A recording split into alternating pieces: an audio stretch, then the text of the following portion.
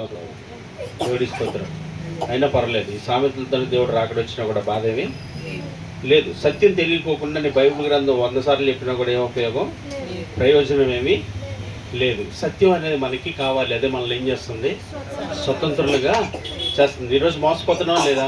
3వ వచనం అద్భుతంగా ఫస్ట్ మొదలుపెట్టి యెషయా తెలుసా, యెహోవా సెలవిచ్చినది ఏమనగా అని ముగింపులు ఏం చెప్పాడు, యెహోవా సెలవిచ్చున్నది ఇదే అన్నాడు.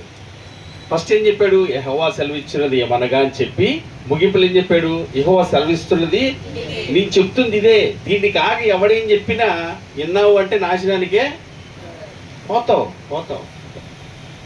ఎలా ఉంటుంది దేవుడి మాట? చల్ల గాలి ఇచ్చినట్టు ఎండాకాలం అనిపిస్తుందా? దవళ్ళలో ఫెల్ అని కొడుతున్నట్టు అనిపిస్తుందా?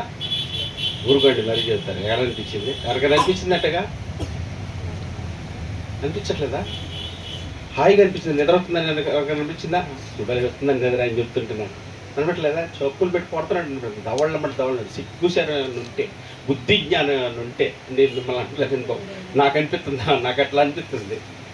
నాకు అట్లా అనిపించింది.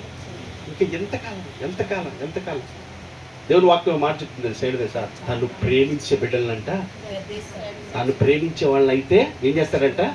ఇప్పుడు మిమ్మల్ని ఏం చేస్తున్నాడు ఆయన? మనల్ని ఏం చేస్తున్నాడు ఆయన?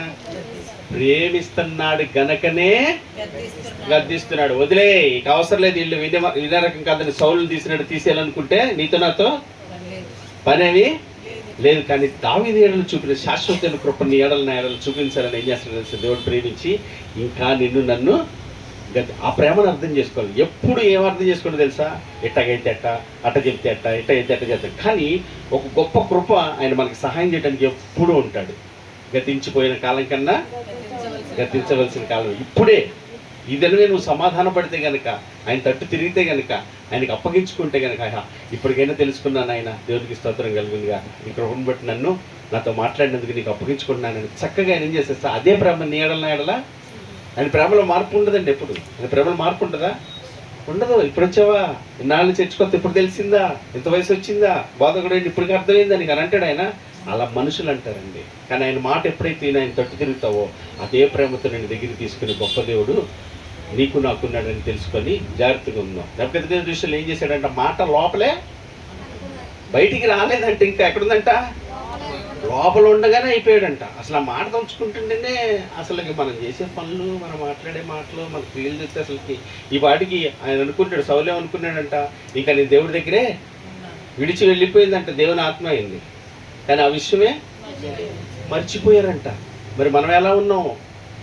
మనం పాడతా, మన ప్రార్థన చేస్తా, మన చెత్త, ఇంకేమనుకుంటాం మనమే రా అసలుకి భక్తులం, మనకన్నా ఎవరు ఉన్నారు అసలుకి అని అనుకుని భ్రమపడిపోయే పరిస్థితిలో దేవుని వాక్యం ఎప్పుడు ఏం చేద్దాం? మోసపోకుడి, ఎప్పటికప్పుడు పరీక్షించుకోవాలి, జాగ్రత్తగా పరిశీలించుకోవాలి. ఏమాత్రం పరిశీలించుకున్నా జాగ్రత్తగా ఉన్నావా నువ్వు, నేను ఎక్కడికి వెళ్ళిపోతాం? నాశనానికి వెళ్ళిపోతాం. జాగ్రత్త చూసుకుందాం. మన ప్రార్థన, మనకిచ్చిన పరిచర్య వాక్యానుసారంగానే ఉన్నావా, నా ప్రవర్తన వాక్యానుసారంగా ఉందా, నా ప్రార్థన అన్నిటినీ జాగ్రత్తగా వాక్యానుసారంగా చూసుకున్నప్పుడేనండి. కానీ వాళ్ళని ఎలా ఉండదు తెలుసా? స్వచిత్తాన్ని నెరవేర్చుకోవడానికి, సొంత చిత్తాన్ని నెరవేర్చుకోవడానికి, సొంత ఇష్టాన్ని నెరవేర్చుకోవడానికి, స్వకీయ ఘనతను కోరుకొని, స్వకీయ మహిమను కోరుకొని నాశనానికి పోయే వాళ్ళంగానే ఉంటున్నారు. కానీ దేవుని ప్రేమ చూడండి ఎంత గొప్పది. ఎవరు నీ ప్రేమ నాకిల చూపగలరు, నా దేవా. ఆయన కావాలి, ఆయనే నా సమస్తం అనుకున్నాను తెలుసా? ఆయన తిట్టినా కొట్టినా నువ్వు తప్పితే నాకు ఇంకెవరున్నారయ్యా, నువ్వు తప్పితే నాకెవరున్నారు? ఆయన వైపు తిరిగిద్దండి మనస్సు. కానీ విరోధమైన మనసు వచ్చింది తెలుసా? ఎప్పుడు చూడు ఇంతే, ఎప్పుడు చూడు ఇట్టాగే చదువుతాను, కొనుక్కుంటా, సొనుక్కుంటా, ఎదురాడతా, బయటికి రావు. ఎక్కడుంటాయంట? నెబుకద్నెజరు లాగానే లోపలే ఉంటాయంట. అప్పుడు ఏం చేస్తాడంటే గడ్డి ఏమేస్తామంట? మంచి గడ్డి చూపించి వేసే పరిస్థితి వస్తుందంట. అటువంటి పరిస్థితుల్లో మీరు వెళ్ళొద్దు. నెబుకద్నెజరు చూపించిన అట్లాగా మీరు ఉండొద్దు. సమయంలో ప్రవక్తే, కానీ అట్లాంటి వాడు కూడా ఏమైపోయాడు? మోసపోయే పరిస్థితి వచ్చింది. మనం ఏం గొప్పేం కాదు, మనం ఎవరు గొప్పేవి కాదు, జాగ్రత్తగా ఉండాలి. బలులు అర్పించుట కంటే నీతి న్యాయములు అనుసరించుటే మేలు. నువ్వు నీతి న్యాయాన్ని అనుసరించి వచ్చావని నిన్ను చూస్తాడే కానీ ఎన్ని మాటలు చెప్పినా, ఎంత ప్రార్థన చేసినా, ఎన్ని పాటలు పాడినా, ఎంత పరిచయం చేసినా, ఎంత కానుకలు ఇచ్చినా, నువ్వు 1000 మందిరాలు కట్టించినా కూడా ఏం ఉపయోగం ఉందా? ఏమి పక్కన పెట్టండి ఆయన అంటారు. కానీ నా వల్ల ఏమీ కాదు నాయన, కానీ నువ్వు చెప్పినట్లుగా నీ కృపను పొంది నీలాగా ఉండే భాగ్యం నాకు దాన్ని నడిస్తే దా నా దగ్గరికి తీసుకుంటాడు. దేవునికి స్తోత్రం కలిగింది కాక. ఈరోజు అదే నేను చర్చకు వచ్చాడు, అమ్మ కానుకలు లేకపోయినా పర్వాలేదు, తెల్లబట్టలు లేకపోయినా పర్వాలేదు, నువ్వు చక్కగా వచ్చి దేవుని వాక్యం వెళ్తే చాలని కోరుకునే కారణం ఏంటంటే అది ఉందా. మరి ఎలాగా ఉందామని ఎంతమంది ఇష్టపడుతున్నారు? మరి మీ మనసులో మీరు ఎలా ఉన్నారో నాకు తెలియదు, కానీ ఆయన అంట ఏం చూస్తాడంట, మనిషి పై రూపాన్ని చూస్తే నేను అంతరంగా నన్ను నుంచి తెలుసు, నీ ఆలోచన నాకు బాగా తెలుసు. మరణమును జీవమును నేడు నీ ముందు నేను పెడతాను, ఏది కావాలో కోరుకో, నీ ఇష్టం, నేను చేయలేదు. కావాలనుకుంటావా? నేను హత్తుకొని ఈరోజు నేను నీ ఎడలు నేను కృప చూపిస్తాను, శాశ్వతమైన ప్రేమతో నీ ఎడలు నేను కృప చూపిస్తాను అనేటువంటి దేవుడు నీకున్నాడు. మరి కావాలనుకుంటావా? కాదని తోసేసుకుంటావా? నేను మాయలో పడిపోయాను, భ్రమలో పడిపోయాను, తప్పు చేశాను, నీకు నా వల్ల ఏమైతే నేను ఇట్లా ఉండిపోతానని మోసపోతావా? లేదు, ఈ దినమందైనా నువ్వు సమాధాన సంబంధమైన సంగతులను తెలుసుకుని ఎడలు నీకు ఎంతో మేలు అని పిలుస్తోండి. అవునయ్యా, ఈరోజు నన్ను నీకు అప్పగించుకున్నాను, నన్ను పరిశుద్ధిపరిచి పవిత్రపరిచి నీ చిత్తం చేయటం, నీతి న్యాయాలను అనుసరించే విషయంలో జాగ్రత్త కలిగి, ప్రవర్తన విషయంలో భయభక్తులు కలిగి, ఇష్టానుసారంగా కాక, మనుషులు చెప్పారని కాక, ఏమండి దయతో జ్ఞాపకం చేసి ఒక్క మాట జ్ఞాపకం చేసి, మనుషులు చెప్పారండి, ఇలా చెప్పారండి, ఆ సేవకుడు ఇట్లా చెప్పారని చెప్పి ఏమండి చెప్పి మోసపోదు. వాళ్ళ మాటలు ఇలా మాటలేని నీకు దైవ గ్రంథం ఇవ్వబడింది, వాక్యాన్ని చదువు అని మొత్తుకునే కారణం ఏంటో తెలుసా? ఈ వాక్యాన్ని ఎప్పుడైతే విడిచిపెట్టావో, మనుషులు మాటను లక్ష్య పెట్టుకున్నావో, ఆ రోజు చచ్చిపోయిన వాళ్ళ మనందరం. ఆ రోజే చచ్చిపోయామండి, ఆ రోజే చచ్చిపోయాం. తెలియట్లేదు, దేవుని ఆత్మ విడిచి వెళ్ళిపోయిన సంగతి చాలా మందికి తెలియట్లేదు. మన భక్తిలోనే ఉన్నాం అనుకుంటున్నాం, ఓ మన ప్రార్థన చేస్తున్నాం కనుక, ఓ మన ఉపవాసాలు ఉంటున్నాం కనుక, ఓ కానుకలు ఇస్తున్నాం కనుక, ఓ మందిరానికి వెళ్తున్నాం కనుక అనుకుంటున్నావేమో. దేవునితో ఉన్నామో లేదో ఒక్కసారి జాగ్రత్తగా సెర్చ్ చేసుకోవాలి, సరిదిద్దుకో. దేవుని ప్రేమ నిన్ను నన్ను హెచ్చరిస్తుంది. ప్రార్థన చేద్దాం వెలుగుసుకున్నట్లయితే. జాగ్రత్త చేయాలన్నా భయం వేస్తుంది నాకైతే, వణుకు పుట్టు పరిస్థితి. ఎలా ఉన్నావో, ఏ ఆలోచనలతో ఉన్నావో, ఏమైపోతావో, ఎక్కడికి వెళ్ళిపోతావో, నీ జీవితం ఏంటో పరిస్థితి నీకు తెలియపోయినా నిన్ను ప్రేమించి విడిచిపెట్టుకోక నీ ఎడల కనికరవుల కృపని చూపిస్తూ ఉన్నాడు. ప్రతి ఒక్కరు ప్రార్థన చేద్దాం. అదే ప్రార్థన చేస్తుంది. మీరక్తుంది అదే మీరు ఒకరు ప్రార్థన చేయడం. ప్రతి ఒక్కరు దైవజనం, అది మిక్కిలి అనుకూల సమయం, ఇది గణరక్షణ దినం. జాగ్రత్త కలిగి హృదయాన్ని దేవుడి ఎదుట ఆయన చూస్తున్నాడని భయభక్తులు కలిగి ఆయన సన్నిధిలో అప్పగించుకుంటూ ప్రార్థన చేద్దాం. ఒక 2 నిమిషాలు ఎవరి కాళ్ళు వ్యక్తిగతంగా ప్రార్థన చేసుకోండి.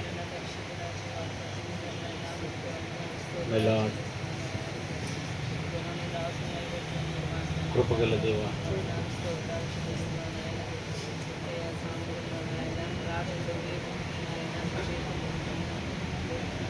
నీటి కాలువని ఉంటుందని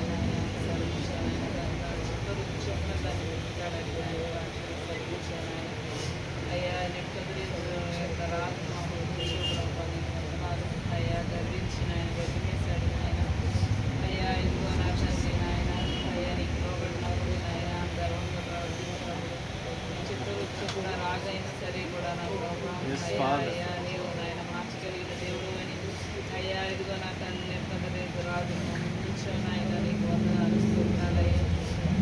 దానికి ఏర్పరచుకున్న మార్గం అది వారి దృష్టికి అది న్యాయంగానే కనపడుతుంది నాయన. అయ్యా అయ్యా నేను మాట్లాడాను నాయన. అయ్యా ఇదిగో నా తండ్రి నేను హృదయాన్ని పరిశీలించే దేవుడు నాయన. నిజమే, మేము అనుకున్నది మాకు న్యాయంగానే కనపడవచ్చు నాయన. అయ్యా ఇదిగో నా తండ్రి, అయ్యా ఇదిగో నా ప్రభు దావీదు నాయన మా ముందు నాయన నీకు వందనాలు. అయ్యా ఇదిగో సమయాలైతే నా ప్రభు నాయన. అయ్యా ఇదిగో నాయన మనిషి యొక్క నాయన రూపాన్ని బట్టి నా తండ్రి నాయన నువ్వు ఏర్పరచుకున్నది. అయ్యా ఇదిగో ఇతడే అని అనుకున్నాడు కానీ నాయన. అయ్యా ఇదిగో నాయన మా ఆలోచనలు అయితే ఆ విధంగానే ఉంటాయని మరి ఎంతో నాయన నీ వాక్యాన్ని వివరంగా నాయన నీ దాసుడు మాకు వివరించాడు ప్రభు. నీకు స్తోత్రాలు. నిజమే అయ్యా, మేము ఏర్పరచుకున్న మార్గాలు మాకు న్యాయంగానే కనపడతాయి నాయన. అయ్యా కానీ ఏది మంచిదో నాయన, ఏది నాయన కాదో అది నీకే తెలిసిన ఆయన నీకు వందనాలు. అయ్యా ఇదిగో నాయన హృదయాన్ని పరిశీలించి పరీక్షించే దేవుడు అని నాయన. అయ్యా మీరు మాట్లాడుతున్నారు దేవా నాయన. నిజమే నాయన, నీకు స్తోత్రాలు చెల్లిస్తున్నావు నాయన. అయ్యా ఇదిగో నా తండ్రి నా ప్రభు నాయన. అయ్యా ఇదిగో నా బలులు నాయన మరి నాయన పొట్టేళ్ళ యొక్క కొవ్వు గొర్రెల యొక్క కొవ్వు నాకు నాయన రెక్కసమాను మీరు మాట్లాడుచున్నారు. నాయన బలులు అర్పించుట కంటే నీతి న్యాయాలను కలిగి నాయన నీ మాట వినుట శ్రేష్టమని మీరు సెలవిస్తున్నారు. నీతి న్యాయాలను అనుసరించమని మీరు మాట్లాడుచున్నారు.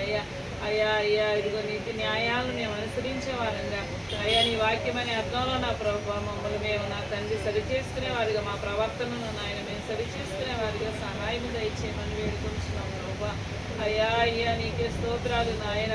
అయ్యా ఇదిగో మీరు చేతులు ఎత్తినప్పుడు నేను నా కన్నులు మూసుకుంటాను అంటున్నావు దేవా, నీకు వందనాలు. అయ్యా ఇదిగో మేము ప్రార్థించిన మా ప్రార్థన విననని మీరు సెలవిస్తున్నారు దేవా, నీకు వందనాలు స్తోత్రాలు నాయన. జ్ఞాపకం చేసుకోను ఆయన మా జీవితాలు ఎలా ఉన్నాయి, మా హృదయాలు ఎలా ఉన్నాయి, నీ దృష్టిగాని మమ్మల్ని మేము పరీక్షించుకోవడానికి నాయన సహాయం దయచేయమని వేడుకొంచున్నాను ప్రభా, నీకు స్తోత్రాలు నాయన. అయ్యా అయ్యా నీ మాట వినేవారిగా మమ్మల్ని అందరినీ సిద్ధపరచు నాయన.